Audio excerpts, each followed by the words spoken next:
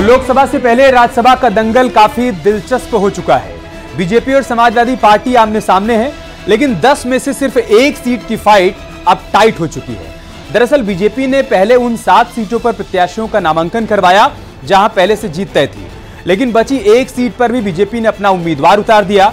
दूसरी तरफ अखिलेश यादव अपने 3 प्रत्याशियों के साथ मैदान में है, लेकिन असली पेच 8वीं सीट पर ही फंसा हुआ है। क्रॉस वोटिंग का खतरा, साथियों की नाराजगी और वक्त वक्त पर फूट और साथियों की टूट। अखिलेश यादव के लिए चुनौती आसान नहीं है। ऐसे में सवाल यह है कि योगी की चक्रव्यूह को कैसे तोड़ पाएंगे अखिलेश। खास गेस्ट पैनल के साथ इसी पर करेंगे महाबहस, लेकिन सबसे पहले आप एक रिपोर्ट दें।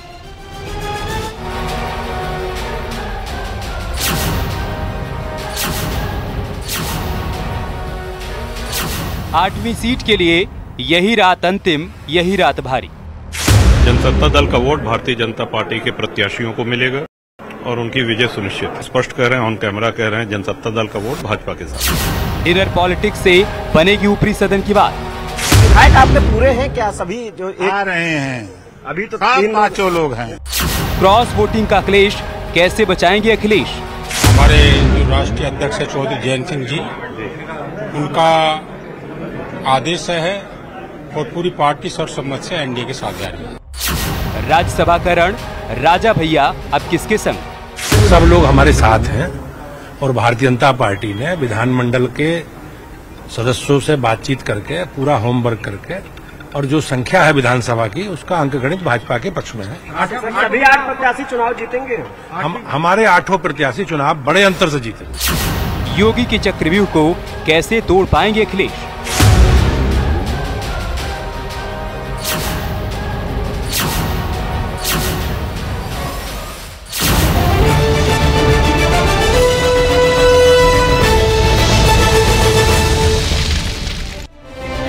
और इसी बीच एक बड़ी खबर आ रही राज्यसभा चुनाव से जुड़ी हुई बहुत बड़ी खबर। एसपी की बैठक में 6 एमएलए नहीं आए हैं। महाराजी देवी, विनोद चतुर्वेदी नहीं आए हैं इस बैठक में। कौशांबी विधायक पूजा पाल भी बैठक में नहीं आई हैं। एसपी की मुश्किल बढ़ा सकते हैं विधायक। कई विधायकों के बीजेपी के संपर्क में होने की खबर आ रही है। एक खबर यह भी है कि 6 से 7 विधायक क्रॉस वोटिंग कर सकते हैं।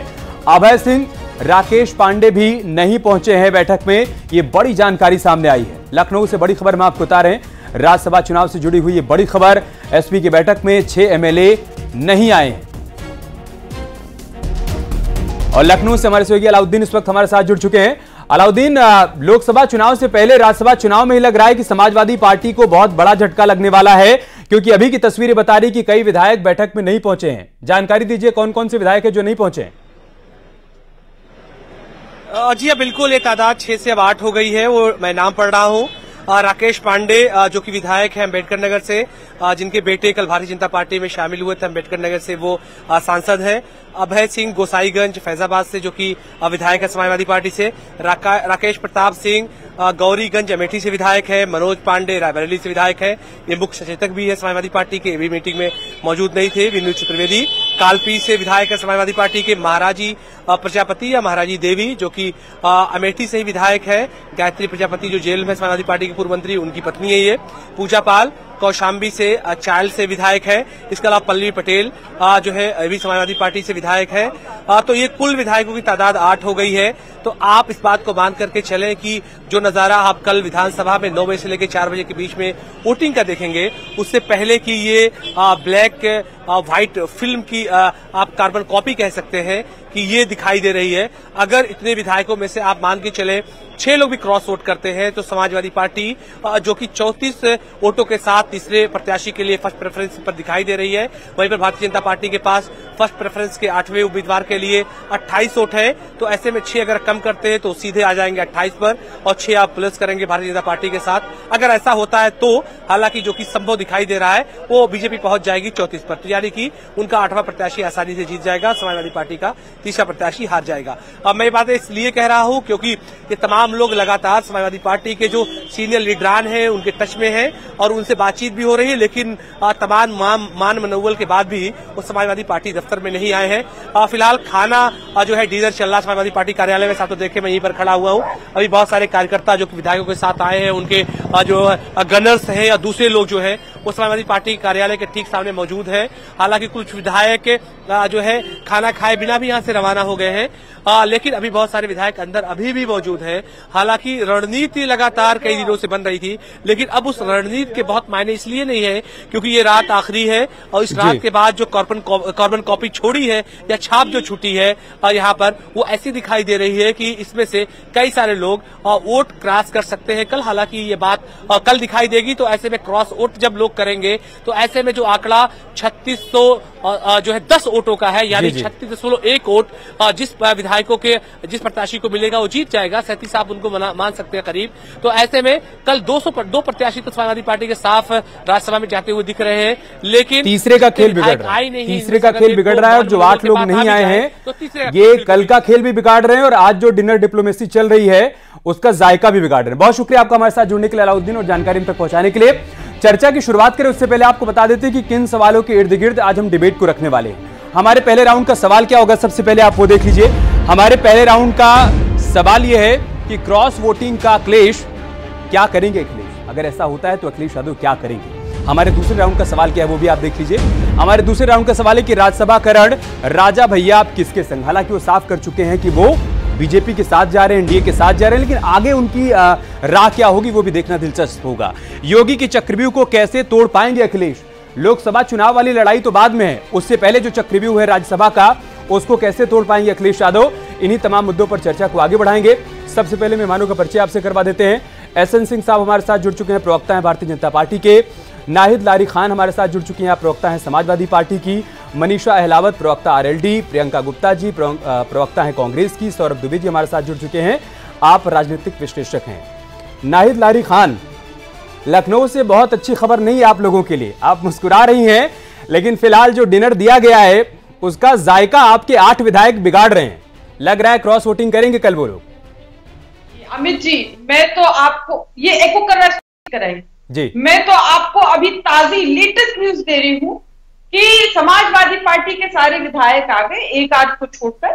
और अभी आप कल देखिएगा कि जेल में भी जो विधायक है वो भी कल वोट करेंगे। तो मैं अभी से स्पष्ट कर दूं कि कल शाम 6:15 बजे ये होगा कि समाजवादी पार्टी के 3 कैंडिडेट्स डिक्लेयर हो जाएंगे और बीजेपी के 6 कैंडिडेट्स डिक्लेयर हो जाएंगे। जो जूतम पैजार होगा वो बीजेपी के 7वें और 8वें कैंडिडेट के बीच में होगा।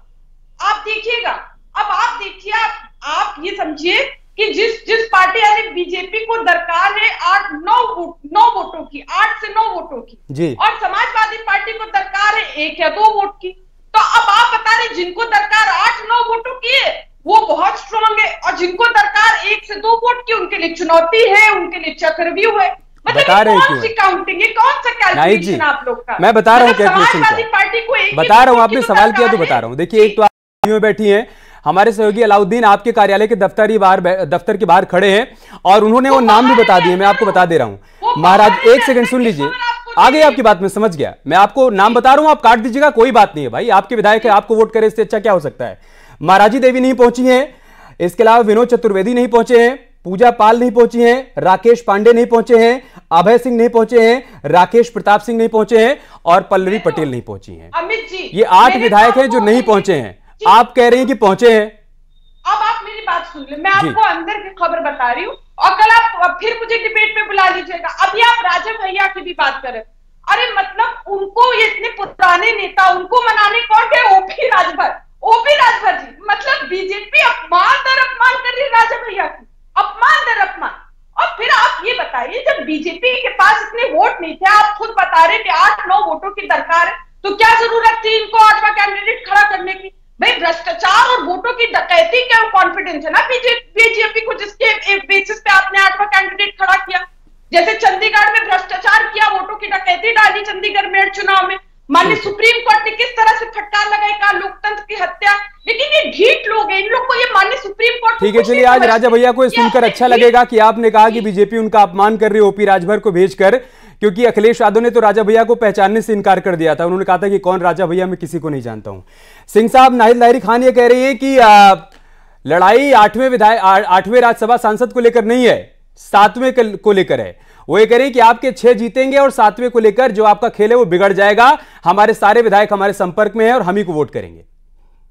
देखिए, मुझे लग रहा था कि केवल अखिलेश जी को गणित नहीं आती है। अगर अखिलेश जी के प्रवक्ता को भी गणित नहीं आती है तो इस पे हम यही कहेंगे कि स्वार्थ के सब सगे, बिन स्वार्थ नहीं कोई, पाले सुग्गा सारिका काग न पाले कोई। आपने राजा भैया की बात, चलिए हम शुरुआत वहीं से कह देते हैं भाई। एक कहावत है ना कि अवसर चूक अब क्या पछतानी, या क्या बरसा जब कृषि सुखानी। आवश्यकता थी जब राजा भैया को सम्मान देने की, तो आप नहीं दी। और मैं तो केवल राजा भैया की बात नहीं कह रहा हूं, जो डिटेल आप लेकर बैठी हैं वो डिटेल आपकी झूठी निकल जाएगी।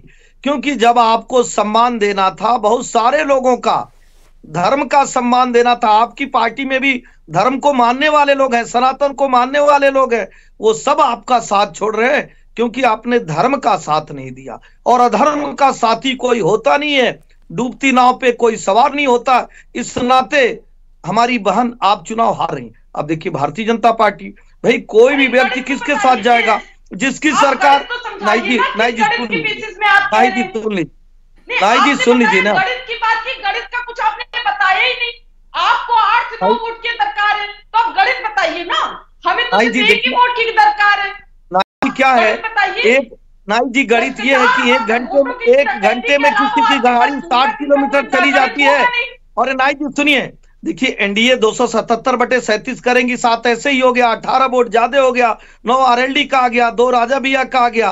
तो मुझे लगता है कि अगर आपको गणित आएगा, मैं वही समझा रहा था कि अगर गाड़ी आपकी अच्छी स्पीड में चलती है तो 1 घंटे में 60 किलोमीटर जाती है, लेकिन जिसकी गाड़ी पंचर हो गई रहती है, हम उससे वही तुलना करेंगे कि 1 घंटे में 1 किलोमीटर चला दीजिए, तो नहीं चल पाएगी। सब लोग जानते हैं कि समाजवादी पार्टी की गाड़ी पंचर हो गई है, उस पर कौन सवार होना चाहेगा।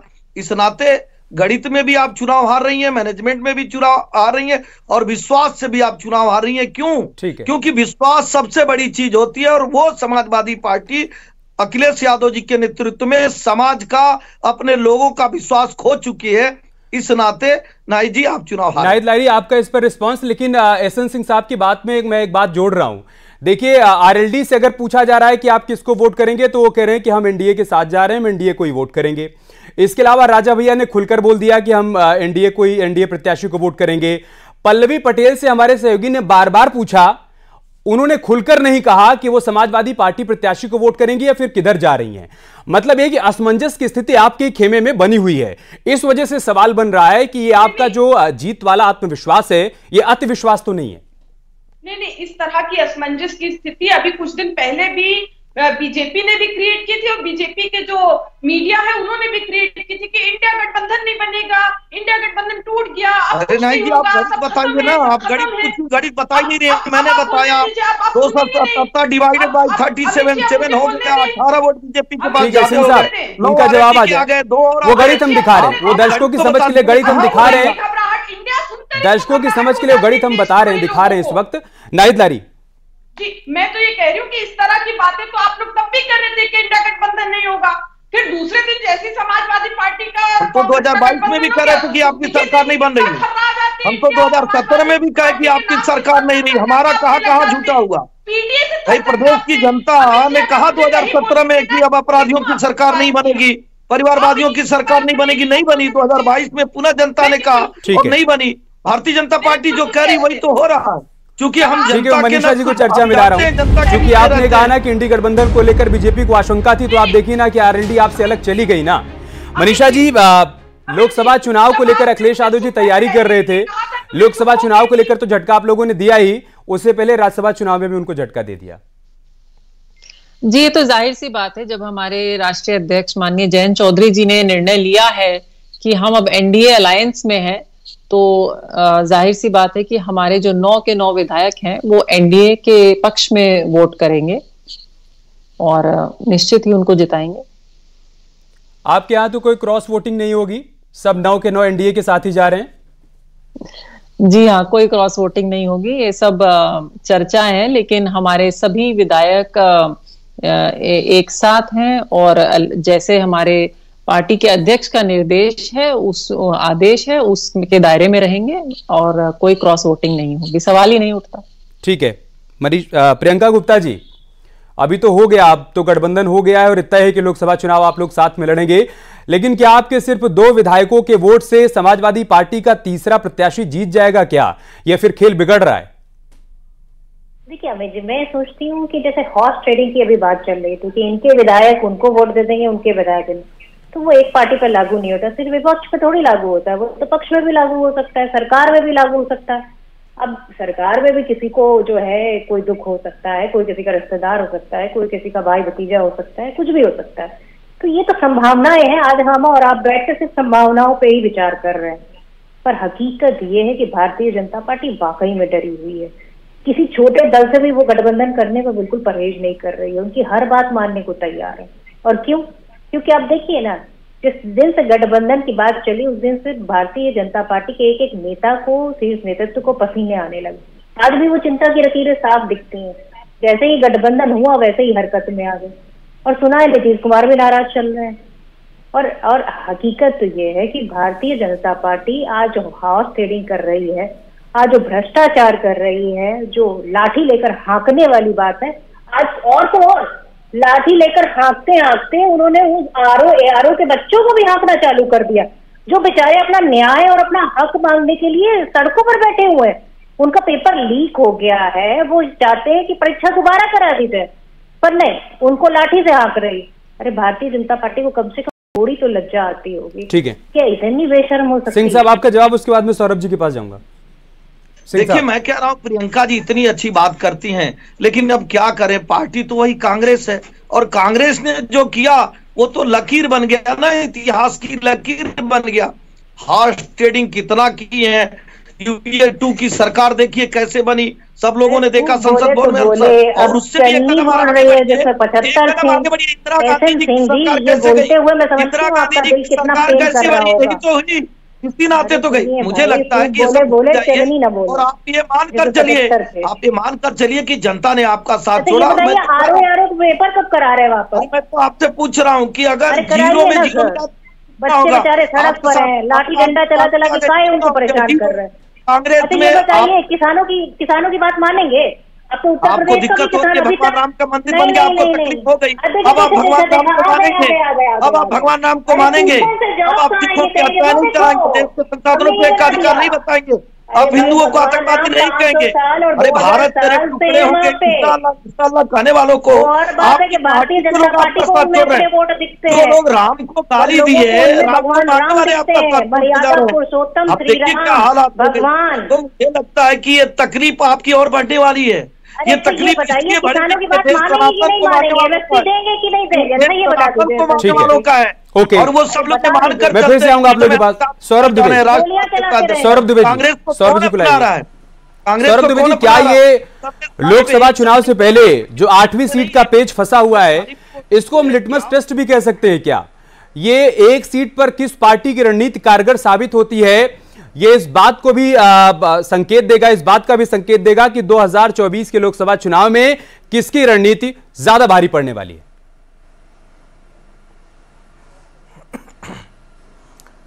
देखिए, कहावत है ना, कौन कब किधर का किधर हो जाए, इधर का दिखता रहे और उधर हो जाए।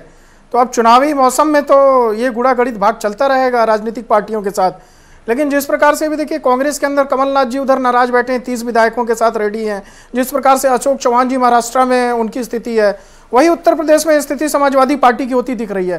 कारण उसका क्या है? जो अंदरूनी खाने की खबर है कि जो जया बच्चन जी को राज्यसभा का उम्मीदवार बनाया गया, तो उसमें जो अंदर के विधायक हैं उनमें भारी नाराजगी है। जो कार्यकर्ता हैं समाजवादी पार्टी के, वो काफी नाराज हैं कि एक ही व्यक्ति को बार बार जो है राज्यसभा क्यों दी जा रही है। जो इतने मजबूत कार्यकर्ता हैं, जो इतने वर्षों से लगातार समाजवादी पार्टी को, कैडर को मजबूत करते रहे हैं, आखिर उनको लिए राज्यसभा कब सोची जाएगी? वो एकाएक से उठा करके जया बच्चन जी को दे दिया गया, जिसका कोई लाभ उत्तर प्रदेश के अंदर नहीं मिलने वाला। तो इससे अंदर भारी नाराजगी चल रही है, जिससे पूरा अनुमान है कि 8वीं सीट पर जो समाजवादी पार्टी के नाराज कार्यकर्ता हैं, नाराज विधायक हैं, वो क्रॉस वोटिंग करेंगे ही करेंगे। ये 100% अंदरूनी खाने की सच खबर है। अब आ जाइए जो है लोकसभा चुनाव को लेकर के, तो निश्चित रूप से जो ये 8वीं सीट है, ये जो है समाजवादी पार्टी के लिए, देखिए भारतीय जनता पार्टी तो उसकी तैयारियां मजबूत हैं, उसके कैंडिडेट रेडी हैं, और उसकी जो चुनावी रणनीति है वो तैयार है। अब समाजवादी पार्टी के पास ना अभी तक उनके गठबंधन की जो सीटें हैं वो पूर्णतः तैयार हैं,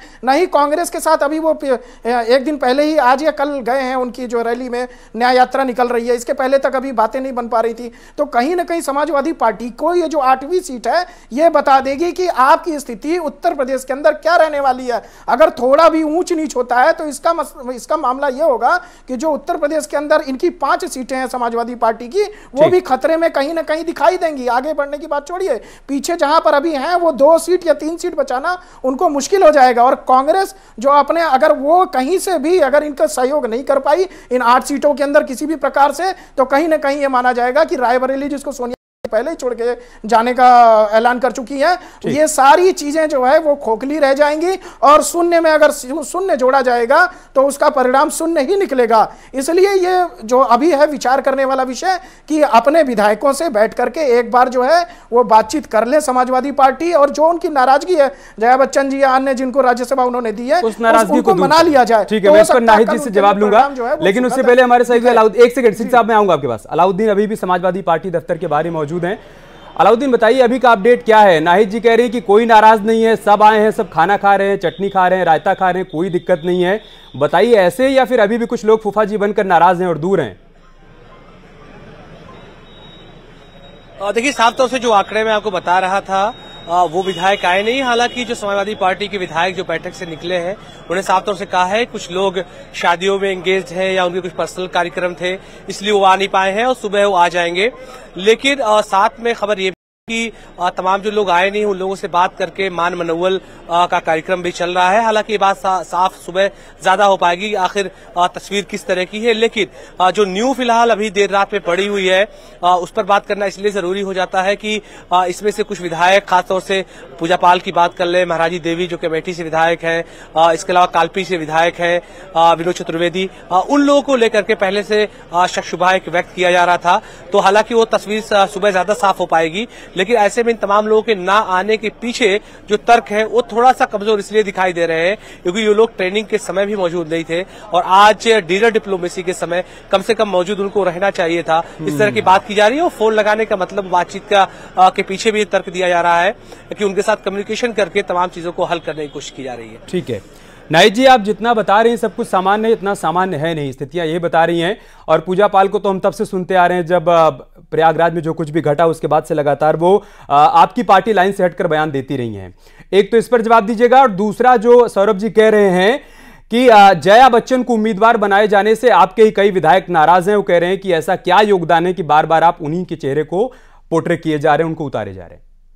नहीं देखिए, सबसे पहली बात तो जो आपके कॉरेस्पॉन्डेंट हैं वो पहले क्या बोल रहे थे और मेरी बात कहने के बाद उनकी खुद की भाषा बदल गई है। नहीं, वो कह रहे हैं कि मैंने जो नाम गिनाए थे वो सारे के सारे नाम हैं जो नहीं आए। नहीं, उन्होंने साफ बताया कि अब स्थिति जो सवेरे ही क्लियर होगी, उनको कुछ खास जानकारी नहीं, उनको मालूम है ये बात। अब चूंकि आप एक सेकंड, वो क्रॉस वोटिंग को लेकर कह रहे हैं नाहिद जी, आपने अपनी सुविधा के मुताबिक सुना, वो ये कह रहे हैं कि क्रॉस वोटिंग को लेकर स्थिति कल साफ होगी।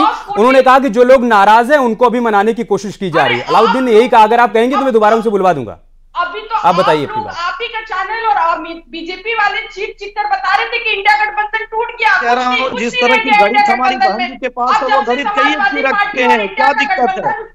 हुआ क्या अमित जी, जो लोग भगवान को मानने वाले थे वो भगवान के नहीं सिंह साहब आ रहा हूं, मैं आपके पास आ रहा हूं, मैं आपके पास आ रहा हूं। अलाउद्दीन, आपने जो पहले कहा था उसी बात पर अभी कायम है ना? नहीं आए 8 विधायक, जल्दी से।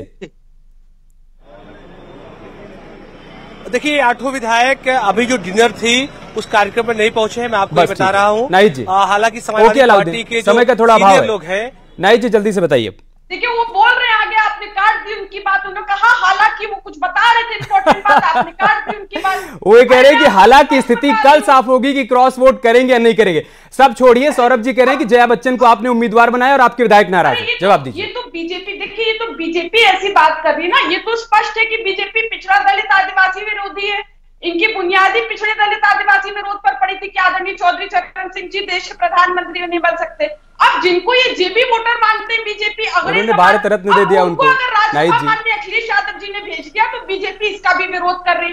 तो बीजेपी का अगला विरोधी चेहरा भी खुलकर उजागर हो गया अगले समाज में। अब अगले समाज के लोग समझे और विशेषकर कायस्थ समाज के लोग समझे कि बीजेपी को वोट नहीं करना है। महिलाएं तो करेंगी नहीं बीजेपी को वोट। अरे लोगों को बाद में समझाएगा, पहले अपने विधायकों को समझा लीजिए। समय हमारे पास इतना ही था, हमें समाप्त करना होगा। लोग किसको वोट करेंगे वो तो जब लोकसभा चुनाव का ऐलान होगा उसके बाद पता चलेगा। अभी जो राज्यसभा चुनाव हो रहा है उसमें आपके अपने विधायक आपको वोट कर रहे हैं या नहीं कर रहे हैं, आपको चिंता उसकी करनी होगी। सिंह साहब मैं माफी चाहूंगा, समय इतना ही था, आप सभी से माफी चाहूंगा, हमें यहीं पर समाप्त करना होगा।